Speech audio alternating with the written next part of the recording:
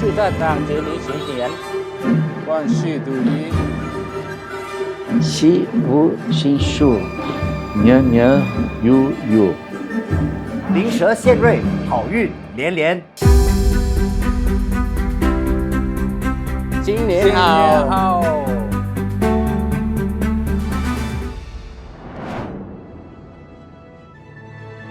！Chengdu. Depois de um ano inteiro de trabalho duro, finalmente tenho algum tempo livre. As vibes de alegria neste momento do Ano Novo chinês me lembram do Carnaval do Brasil. Durante o Carnaval, os brasileiros se vestem, saem nas ruas, dançam samba, assistem aos desfiles de carros alegóricos e desfrutam de churrasco brasileiro. Este ano, o feriado de Ano Novo Chinês passou de 7 dias para 8 dias. Fiquei feliz em saber disso. The BBC calls the Chinese New Year the largest annual human migration on Earth. During the 2024 Spring Festival, 2.31 billion trips were made across the country. Há velho ditado chinês: seja rico ou pobre, você deve voltar para casa no Ano Novo. Ou seja, não importa o que você tenha passado nesse ano, esta é a hora de estar com a família. É por causa disso que essa movimentação durante o feriado é tão espetacular. E então, o que as pessoas fazem quando estão em casa?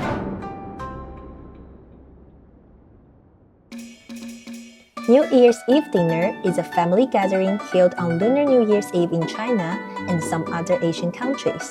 As the most important meal, it symbolizes reunion, rings out the old year and rings in the new year.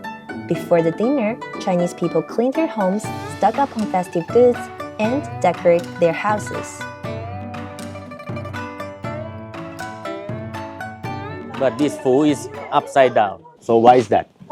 这代表福大了。 This is the red envelope, Jose.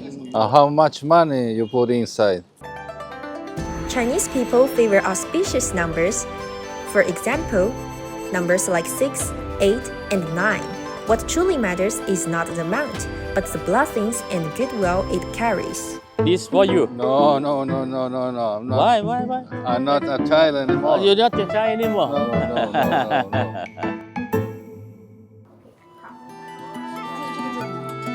In February each year, we have the Tapati Festival on Easter Island. For 12 days, the islanders show their unique culture through sports, competition, and ancestral arts. People paint themselves with local symbols, compete in contests, and bright young men ride banana tree trunks down hills. My favorite parts of the island seafood dishes and traditional desserts.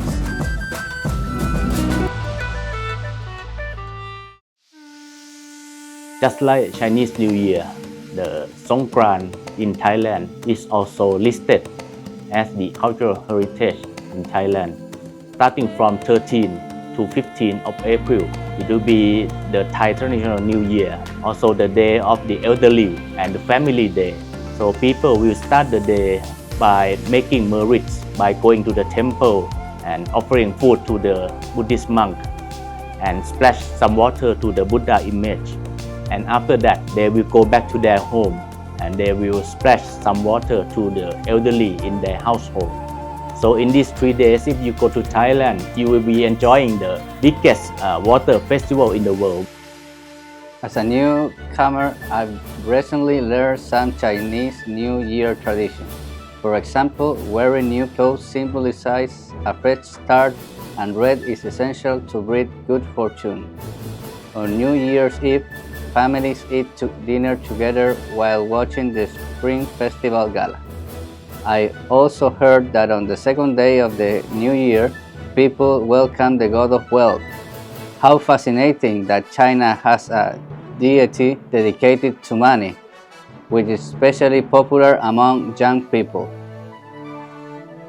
There are some taboos. For instance, you should not sleep in on the first day of the New Year, as waking up early means prosperity. On the 5th day of the New Year, it is said that getting a haircut is not advisable. After the New Year's Eve dinner, how will you spend the rest of the holiday? Happy New Year, everyone. 新年快乐. My family and I, this year, are actually intending to spend our holiday here in Sichuan. So for my Singaporean friends heading to Sichuan, there are a couple key areas that you might wish to consider. First, Sichuan has a very rich cultural heritage.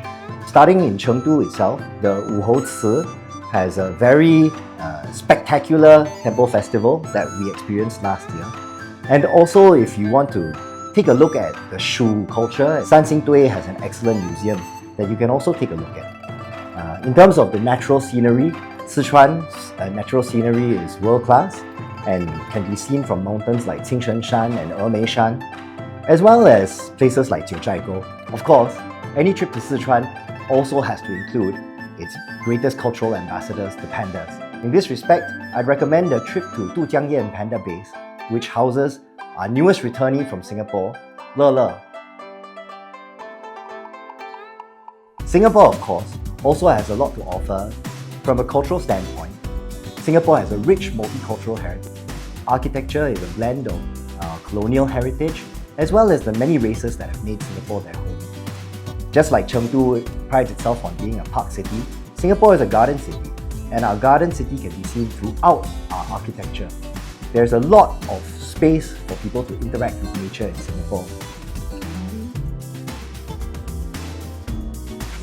This is Panda Guide. Here comes the end of the story.